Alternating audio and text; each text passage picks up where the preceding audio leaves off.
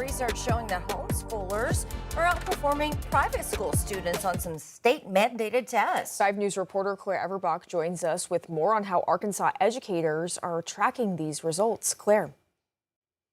Good morning, Lauren. The Arkansas EFA program provides public funding that families can use for approved educational expenses. That includes private school tuition, homeschool curriculum, tutoring, educational therapies, and other qualifying services. Newly released test data shows homeschool students in the EFA program scored higher on nationally recognized tests than private school students in the same program. The data says that on average, homeschoolers scored in the 63rd percentile in math and the 68th percentile in reading, compared to private school students who scored in the 55th percentile in math and 57th in reading. Supporters say the results highlight the success of flexible, parent-driven education options. And I fully support parents being able to choose public school. I fully support them being able to choose a private school. And I fully support them being able to choose a homeschool, because homeschooling may not fit every student, just like private or public may not fit every student. You have to find what works. Family Council leaders say they hope these results encourage lawmakers to maintain EFA funding for homeschool families as debates over future program restrictions continue. Claire Everbach, 5 News. All right, thanks for that, Claire. Well, 6:34, continuing coverage. Swarm Arrow leaders met face-to-face with Fayetteville residents Wednesday night. This ahead of the company's appeal to the city council next week after its business license for its facility at Drake Field was put in jeopardy. City leaders encouraged the company to hold a town hall so community members could ask questions directly about Swarm Arrow's plans in Fayetteville. People in the crowd questioned the company about its development of drone technology for defense use and whether the company has been fully transparent with the community. At one point, the company's CEO said Swarm Arrow should have started those community conversations sooner. In full disclosure, it's something I wish I had done earlier. And now we're doing it today, and we're doing it as part of our process of really, truly being a part of the community. City leaders have already said they're preparing for what could be a lengthy meeting next week. Well, the Arkansas State Police have arrested a man in connection with the shooting of a 15-year-old in Huntsville. Roy Bumstead is facing child endangerment and gun possession charges. Police say they got a call around 10:30 p.m. and found the boy with a gunshot wound to the left side of his chest. The victim was airlifted to a hospital for his injuries. Bumstead has been released from jail. His booking shows he has a court date on June 9th. And a new task force dedicated to missing person cases is now forming in Logan County. Investigators say the unit was inspired in part by the disappearance of Jamie Valdez, who vanished near Sugar Grove in 2021. Officials say the task force will bring investigators across the county together, helping share resources and manpower on active cases.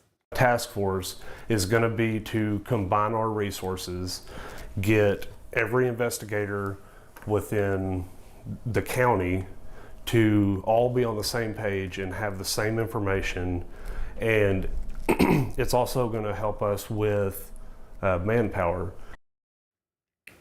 Law enforcement says the goal is to find answers for families still searching for their loved ones.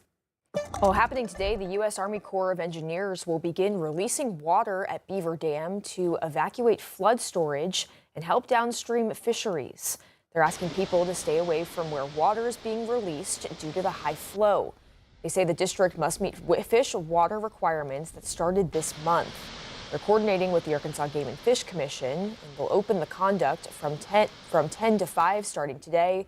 But it says periodic releases may continue after the flood pool is evacuated. Also today, the city of Fayetteville will hold an open house on safety upgrades to East Joyce Boulevard. The city says it's focusing on the stretch between College Avenue and Crossover Road. The project is part of Vision Zero, a push to end fatal and severe crashes in the city. Today, community members can see design concepts and share feedback. Drop-in meeting will last from 4 to 7 in the Jordan Annex Public Meeting Room on Rock Street. Well, President Trump and China's president have wrapped up a closed-door meeting, with Taiwan emerging as the key flashpoint in those talks.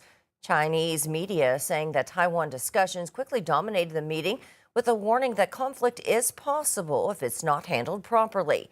China's president also called for the two sides to be partners, not rivals.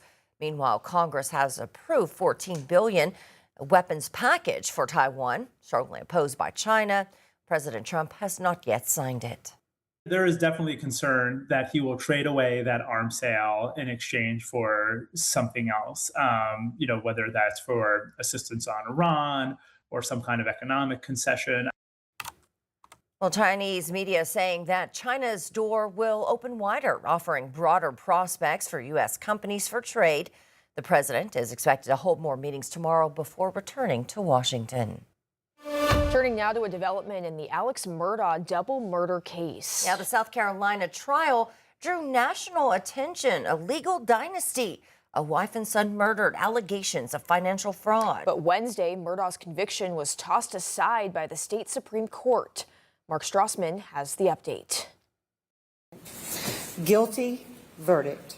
Alec Murdaugh's double murder drama still has it all. A new trial ahead gives new life to this Southern Gothic saga. I would never hurt Maggie Murdaugh.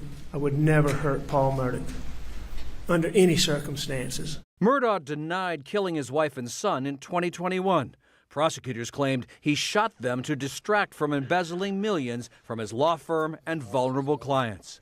South Carolina's Supreme Court unanimously vacated those murder convictions, blaming County Clerk Becky Hill for shocking jury interference, denying Murdaugh his right to a fair trial. When deliberations began, for example, Hill allegedly told the jurors, "Well, this shouldn't take us long." She later wrote a tell-all book about the case. This is Alec Murdaugh.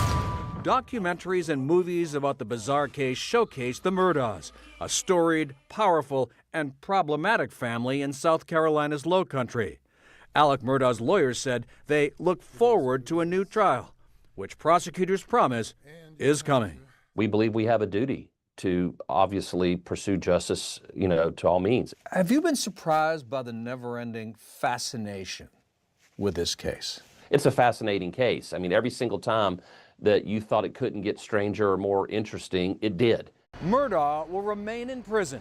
He was also sentenced to decades behind bars for his financial crimes. Mark Strassman, CBS News, New York.